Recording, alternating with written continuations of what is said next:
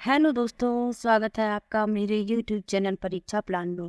तो चलिए आज की साइंस की क्लास को शुरू करते हैं। यदि आप चैनल पर नए हैं तो चैनल को सब्सक्राइब कर लीजिए। तो अध्याय 12 पढ़ेंगे कुछ प्राकृतिक घटनाएं, यानी कुछ प्राकृतिक घटनाएं होती हैं उनके बारे में जानेंगे। इस अध्याय में हम दो विनाशकारी परिघटनाओं त्वरित तथा भूकंप पर चर्चा करेंगे। त्वरित यानी आकाशीय बिजली और भूकंप तो आप लोग जानते ही हैं।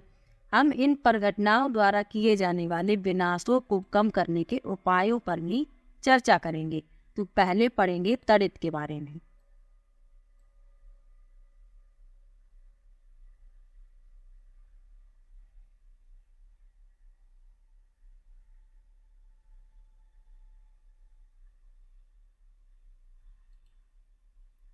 लिखा है, विद्युत के तार ढीले हो जाने पर आपने विद्युत खंभों पर चिंगारियां देखी होंगी।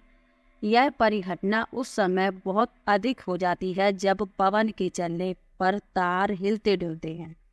आपने सॉकेट में प्लग ढीले होने पर भी चिंगारियां निकलती देखी होंगी। तड़ित भी एक विशाल स्तर की विद्युत चिंगारी ही है। प्राचीन काल में लोग इन चिंगारियों का कारण नहीं समझते थे, अतः वे तड़ित से डरते थे और सोचते थे कि उन पर भगवान के क्रोध के कारण यह हुआ है। अब वास्तव में हम यह जानते हैं कि बादलों में आवेश के एकत्रित होने से तड़ित पैदा होती है। हमें तड़ित से डरना नहीं चाहिए, परंतु इन घातक चिंगारियों से अपने बचाव के लिए सावधानियां बरतनी चाहिए। लिखा है, चिंगारियां जिनके विषय में यूनानी जानते थे।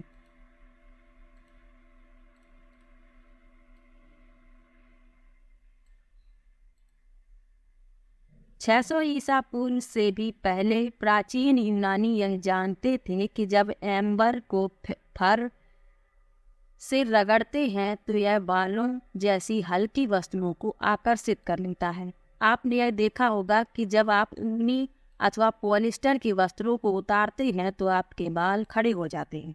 यदि आप अंधेरे में इन वस्त्रों को उतारते हैं तो आप चट चट की ध्वनि के साथ चिंगारी तक देख सकते हैं। सन 1752 में अमेरिकी वैज्ञानिक बेंजामिन फ्रैंकलिन ने यह दर्शाया था कि तड़ित तथा आपके वस्त्रों में उत्पन्न चिंगारी वास्तव में एक ही परिघटना है, परंतु इस तथ्य के साकार होने में 2000 वर्ष लगे। अब हम विद्युत आवेशों के कुछ गुणों का अध्ययन करेंगे। यह भी देखेंगे कि आकाश में तड़ित से किस प्रकार संबंधित है। विद्युत आवेशों की प्रकृति को समझने के लिए आइए कुछ क्रियाकलाप करें, परंतु पहले उस खेल को याद कीजिए जिसे आपने कभी खेला होगा। जब आप प्लास्टिक के पैमाने को अपने सूखे बालों से रगड़ते हैं तो पैमाना कागज के छोटे छोटे टुकड़ों को आकर्षित कर सकता है। तो रगड़ के द्वारा आवेश उत्पन्न होता है। तो चलिए पढ़ते हैं। यहाँ पर लिखा है, जब प्लास्टिक की रिफिल को पॉलीथीन के साथ रगड़ते हैं तो यह कुछ विद्युत आवेश अर्जित कर लेता है। इसी प्रकार जब प्लास्टिक की कंघी को सूखे बालों से रगड़ते हैं तब यह भी कुछ विद्युत आवेश अर्जित कर लेती है। इन वस्तुओं को आवेशित वस्तुएं कहते हैं। रिफिल तथा प्लास्टिक की कंघी को आवेशित करने की प्रक्रिया में पॉलीथीन तथा बाल भी आवेशित हो जाते हैं। यानी कि जब किसी प्लास्टिक की रिफिल को पॉलीथीन से रगड़ते हैं तो उसमें विद्युत आवेश उत्पन्न हो जाता है। इसी प्रकार प्लास्टिक की कंघी को सूखे बालों से रगड़ते हैं तब यह भी कुछ विद्युत आवेश अर्जित कर लेती है। तो इस प्रक्रिया में जो पॉलीथीन होती है और बाल भी, तो इनमें भी आवेश उत्पन्न हो जाता है। आवेशों की प्रकार तथा इसकी अन्योन क्रिया। तो आवेशों के प्रकार और इसकी अन्योन क्रिया के बारे में पढ़ेंगे। तो चलिए पढ़ते हैं।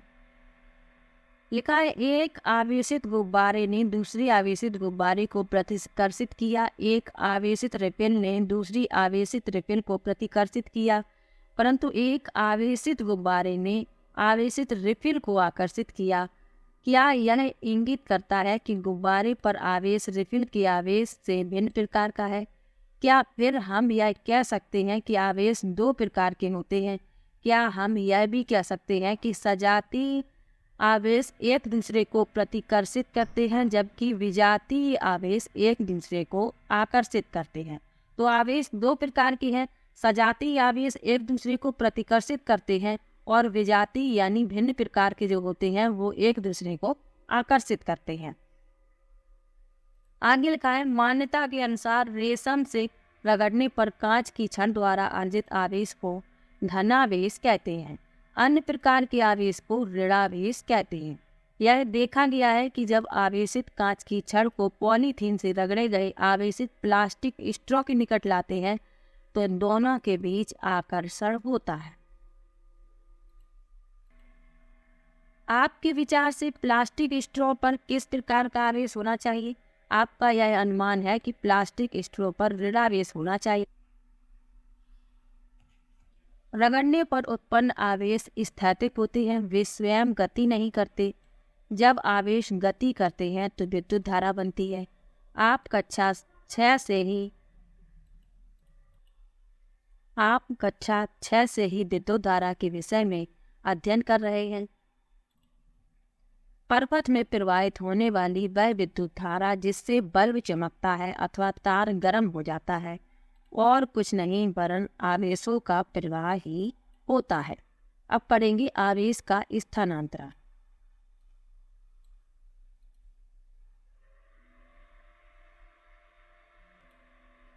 एल्युमिनियम की पन्नी की पट्टियां पेपर क्लिप से होते हुए आवेशित रिफिल से आवेश प्राप्त करती हैं। याद रहे कि धातुएं विद्युत की अच्छी चालक होती हैं। समान आवेश वाली पट्टियां एक दूसरे को प्रतिकर्षित करती हैं और वे फैल जाती हैं। इस प्रकार की युक्ति का उपयोग यह परीक्षण करने के लिए किया जा सकता है कि कोई वस्तु आवेशित है अथवा नहीं। इस युक्ति को विद्युतदर्शी कहते हैं। इस प्रकार हमें यह ज्ञात हुआ कि विद्युत आवेश को किसी आवेशित वस्तु से अन्य वस्तु में धात्विक चालक द्वारा भेजा जा सकता है। पेपर क्लिप के सिरे को धीरे से हाथ से स्पर्श कीजिए। ऐसा करते ही आप पन्नी की पट्टियों में एक परिवर्तन देखेंगे। वे अपनी मूल स्थिति में वापस आ जाती हैं। पन्नी की पट्टियों को आवेशित करने तथा पेपर क्लिप को स्पर्श करने की क्रिया को दोहराइए। हर बार आप यह देखेंगे कि जैसे ही आप हाथ से पेपर क्लिप को स्पर्श करते हैं पन्नी की पट्टियां सिमट जाती हैं। इसका कारण यह है कि स्पर्श करने पर पन्नी की पट्टियों का आवेश हमारे शरीर से होकर पृथ्वी में चला जाता है। तब हम कहते हैं कि पन्नी की पट्टियां अनावेशित हैं। किसी आवेशित वस्तु से आवेश को पृथ्वी में भेजने की प्रक्रिया भू संपर्कण कहते हैं। यानी किसी आवेशित वस्तु से आवेश को पृथ्वी में भेजने की जो प्रक्रिया होती है उसे भू संपर्कण कहते हैं। आगे लिखा है, विद्युत धारा की किसी भी कारण से लीक होने से उत्पन्न विद्युत आघात से हमें बचाने के लिए भवनों में भू संपर्कण की व्यवस्था की जाती है। अब पढ़ेंगे तड़ित की कहानी के बारे में। अब रगड़ के द्वारा उत्पन्न आवेशों के आधार पर तड़ित की व्याख्या करना संभव है। गरज वाले तूफानों के बनते समय वायु की धाराएं ऊपर की ओर जाती हैं जबकि जल की बूंदें नीचे की ओर जाती हैं। इन प्रबल गतियों के कारण आवेशों का पृथक्करण होता है। इस एक प्रक्रिया द्वारा जिसे हम अभी पूर्णतः नहीं समझा सके हैं, बादलों के ऊपरी किनारे के निकट धनावेश एकत्र हो जाता है तथा ऋणावेश बादलों के निचले किनारे पर संचित हो जाता है। यानी जो धनावेश होता है वह ऊपरी किनारे पर एकत्र होता है और ऋणावेश बादलों के निचले किनारे पर एकत्र हो जाता है। धरती के निकट भी धनावेश का संचय होता है। जब संचित आवेशों का परिमाण अत्यधिक हो जाता है तो वायु जो विद्युत की हीन चालक है आवेशों के प्रवाह को नहीं रोक पाती। ऋणात्मक तथा धनात्मक आवेश मिलते हैं और प्रकाश की चमकीली धारियां तथा ध्वनि उत्पन्न होती है। इसे हम तड़ित के रूप में देखते हैं। इस प्रक्रिया को विद्युत विसर्जन कहते हैं। इस प्रकार से आप देख सकते हैं चित्र में जैसा कि दिखाया गया है विद्युत विसर्जन की प्रक्रिया दो अथवा अधिक बादलों के बीच अथवा बादलों तथा पृथ्वी के बीच हो सकती है। अब हमें प्राचीन काल के लोगों की भांति तड़ित से भयभीत होने की आवश्यकता नहीं है। अब हम मूल परिघटना को समझते हैं। वैज्ञानिक हमारा ज्ञान बढ़ाने के लिए कठोर परिश्रम कर रहे हैं, तथापि तड़ित के गिरने पर जीवन तथा संपत्ति की हानि होती है। अतः हमें अपने बचाव के लिए उपाय करने आवश्यक है। तो तड़ित से सुरक्षा किस प्रकार करनी है? लिखा है, तड़ित एवं झंझा गरज वाले तूफान के समय कोई भी खुला स्थान सुरक्षित नहीं होता। गरज सुनना किसी सुरक्षित स्थान पर तुरंत पहुंचने की चेतावनी है। अंतिम गर्जन सुनने के बाद सुरक्षित स्थान से बाहर आने से पहले कुछ देर प्रतीक्षा कीजिए। सुरक्षित स्थान का पता लगाना। कोई मकान अथवा भवन सुरक्षित स्थान है। यदि आप किसी कार अथवा बस द्वारा यात्रा कर रहे हैं तो वाहन की खिड़कियां व दरवाजे बंद होने पर आप उसके भीतर सुरक्षित हैं। अब लिखा है, तड़ित झंझा के समय क्या करें क्या ना करें। बाहर खुले में तो खुले वाहन जैसे मोटरसाइकिल, ट्रैक्टर, निर्माण कार्य हेतु मशीनें, खुली कार सुरक्षित नहीं है। खुले मैदान, ऊंचे वृक्ष, पार्कों में सरल स्थल, ऊंचे स्थान तड़ित से हमारी सुरक्षा नहीं करते। तड़ित झंझा के समय छाता लेकर चलने का विचार किसी भी दृष्टि से अच्छा नहीं है। यदि आप वन में हैं तो छोटे वृक्ष के नीचे सड़ लीजिए। यदि आप किसी ऐसे खुले क्षेत्र में हैं जहां कोई सरल स्थल नहीं है तो सभी वृक्षों से काफी दूरी पर खड़े रहें। जमीन पर ना लेटें बल्कि जमीन पर सिमट कर नीचे बैठें। अपने हाथों को घुटनों तथा सिर को हाथों के बीच रखें। इस स्थिति में आप आघात के लिए लघुतम लक्ष्य बन पाएंगे। कुछ इस तरह से, यदि कोई खुले स्थान पर है आप तो आप इस तरह से बैठ सकते हैं। अब घर के भीतर हो तो क्या करें? लिखा है, तड़ित टेलीफोन के तारों, विद्युत तारों तथा धातु की पाइपों पर आघात कर सकती है। तड़ित झंझा के समय हमें इन्हें नहीं छूना चाहिए। ऐसे समय में मोबाइल फोन अथवा बिना डोरी वाले फोन का उपयोग सुरक्षित है, परंतु यह बुद्धिमत्तापूर्ण नहीं है कि आप किसी ऐसे व्यक्ति को टेलीफोन करें जो तार युक्त फोन से आपकी बात सुन रहा है। बहते जल के संपर्क से बचने के लिए तड़ित झंझा के समय स्नान से बचना चाहिए।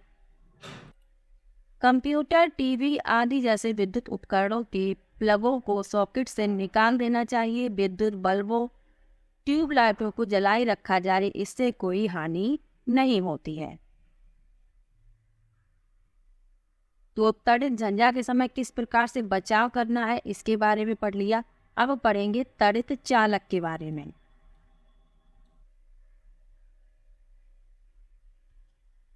तड़ित चालक एक ऐसी युक्ति है जिसका उपयोग भवनों को तड़ित के प्रभाव से बचाने के लिए किया जाता है।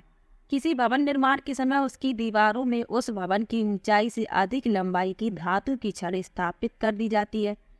इस छड़ का एक सिरा वायु में खुला रखा जाता है तथा दूसरे सिरे को जमीन में काफी गहराई तक दबा देते हैं। धातु की छड़ विद्युत आवेश की जमीन तक पहुंचने के लिए एक सरल पथ प्रदान करती है।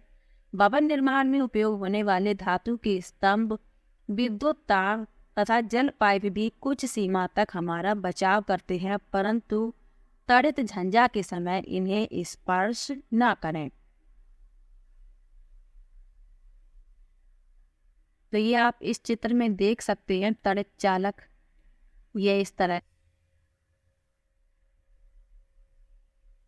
तो तड़ित चालक के बारे में पढ़ लिया। अब पढ़ेंगे भूकंप के बारे में।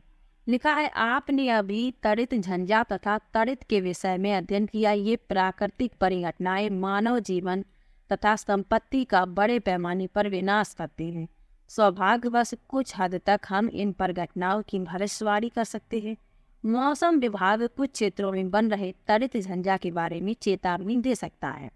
यदि तड़ित झंझा होती है तो इसके साथ सदैव तड़ित तथा चक्रवात की संभावना रहती है।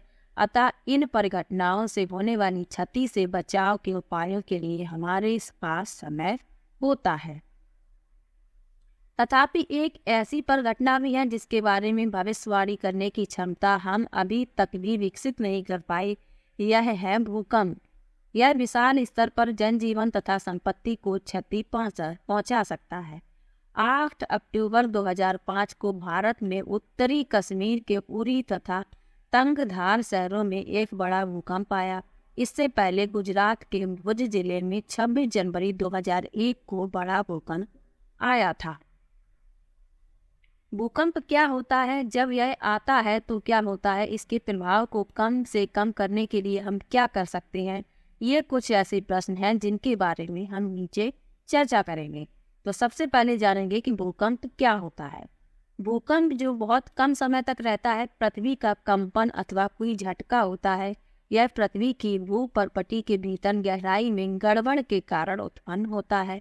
भूकंप हर समय सब जगह आते रहते हैं, प्रायः इनको नोटिस नहीं किया जाता।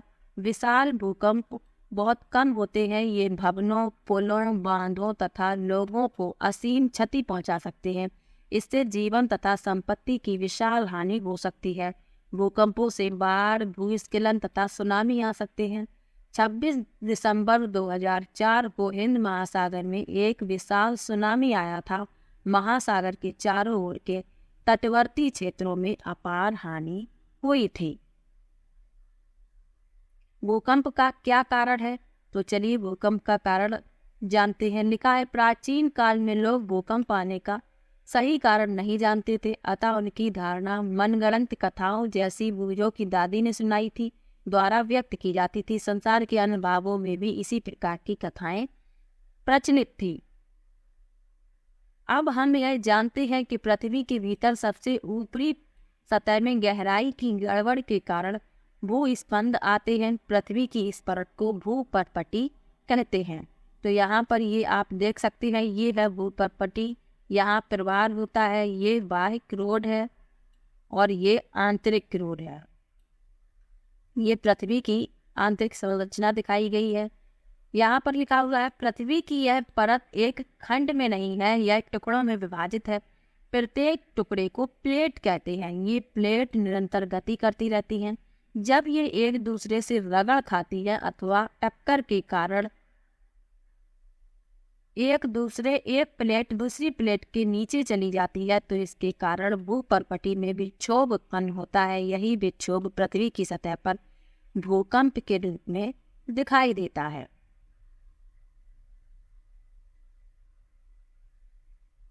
यहाँ आप चित्र में देख सकते हैं, ये टकराती हुई प्लेटें दिखाई जा रही हैं इस चित्र में, और ये रगड़ती प्लेटें आपस में ये रगड़ रही हैं।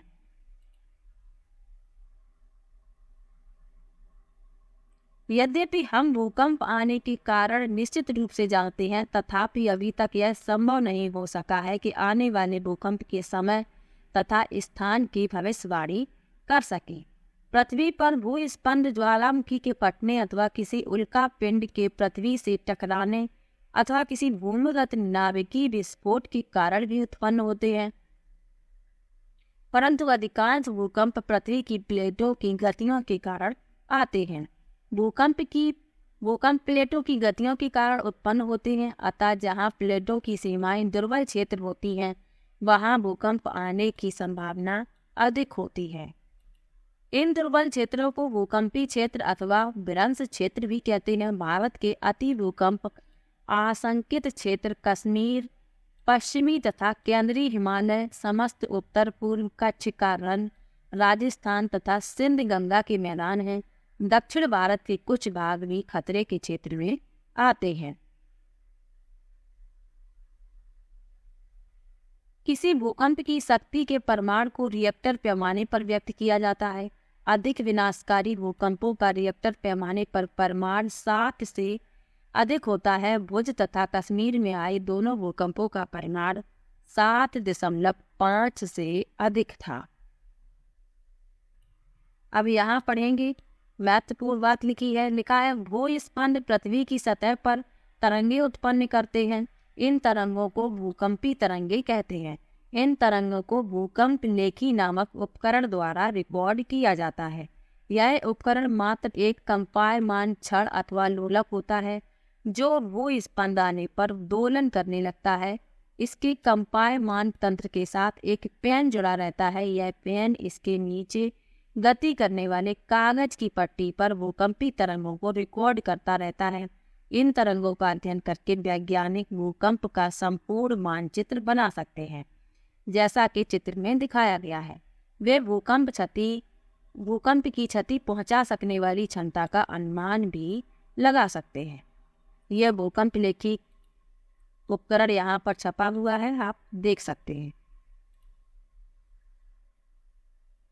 विज्ञान में अन्य बहुत से पैमानों की भांति रिएक्टर पैमाना रैखिक नहीं है। इसका अर्थ यह है कि इस पैमाने पर 6 परमाणु के भूकंप की क्षतिनाशी ऊर्जा 4 परमाणु के भूकंप की विनाशी ऊर्जा से 1.5 गुनी अधिक नहीं है।